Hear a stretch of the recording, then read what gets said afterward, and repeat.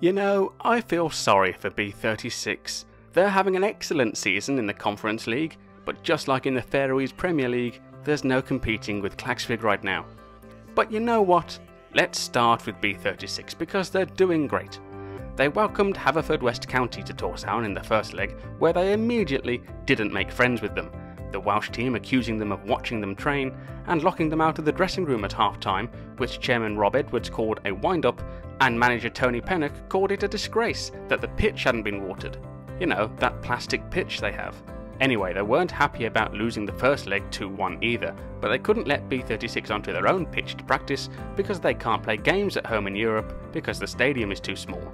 A common problem with a lot of small teams in Europe, but whereas a lot of teams can find a bigger stadium in the same or nearby city, Haverfordwest have to travel almost 100 miles to Cardiff for a home game, which is slightly longer than the journey between the Faroe Islands' extreme north and south points. Both legs were tightly fought affairs, and with Haverfordwest 1-0 up after 90 minutes in the second leg, it went to extra time. Now listen, I am fully biased towards Faroese teams. Fully biased! But even I have to say, this was not a penalty. But it was given, and it was converted by Jan Benjaminsen in the 100th minute. 20 nervy minutes followed, but 3-2 on aggregate, B36 march on. It's a third qualifying round in 4 years for B36, and they travel to Croatia next to play Rijeka, who have visited the Faroe Islands before. They beat Vojtinga in the Europa League 9-1 on aggregate back in 2014, which was also in the third qualifying round. So, Klaksvík then drew 0-0 at home in the first leg against Swedish side Copenhagen, just like they did against Ferencváros. Could lightning strike twice? Well, I don't know what the Faroese word for humdinger is, but the second leg was definitely one of them. Klaksvík took the lead, Haken went 2-1 up, it finished 2-2 after 90 minutes, no away goals anymore, and then there was a goal in either half of extra time. All three Klaksvík goals were scored by Arne Frederiksberg.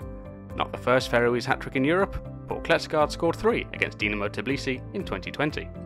So after 210 minutes of white-hot action and 6 perfect penalties in the shootout, each team then missed one. Penalty number 9, and Jonathan Johansson, who only joined the club last month after initially retiring in Norway, made a great save to deny Simon Sandberg. Step forward Vegard Foran signed from the Norwegian 2nd Division at the start of the season to score the vital penalty. Here's a fun fact that's probably not relevant. Foran spent 10 seasons at Norwegian club Molde, but got sacked for allegedly stealing the players' collective fines. All this means a Faroe Islands team will be in a European group stage this season. The team from this town. This is the whole town. This is Klaksvík, all of it. This is a group stage team. Yes please! So why is this? Because if they lose the third qualifying round game, they'll drop into the Europa League playoff round. Lose that, and they'll go into the Europa Conference League group stage. So even if Klaksvík lose their next 4 European ties, they'll still be in group stage football. And why would they lose 4 in a row when they've only lost 2 games in the last calendar year? Klaksvík stay in Scandinavia for the third qualifying round against Molde, oh hey, it was relevant, who they've actually played in Europe before.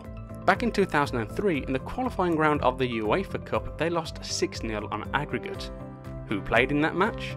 Why, current Klaksvík manager Magni Hoseth. Along with the aforementioned Foran, plus assistant manager Berg Hestad, the three of them have 1,288 Molde appearances between them. Beat Molde and they'll be in the playoffs against either Sparta Prague or another Nordic derby against FC Copenhagen, which would be a bit tasty. Lose that and they'll go into the Europa League group stage. So whatever permutation is ahead over the next few weeks, the Faroe Islands will be represented in group stage European football for the first time ever.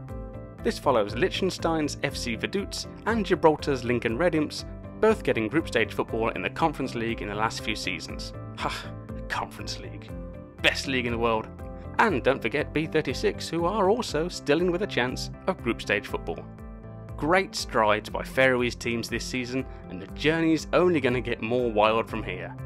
Congratulations Klaksvík, congratulations B36, and congratulations you, for whatever you've done lately. Tack for watching.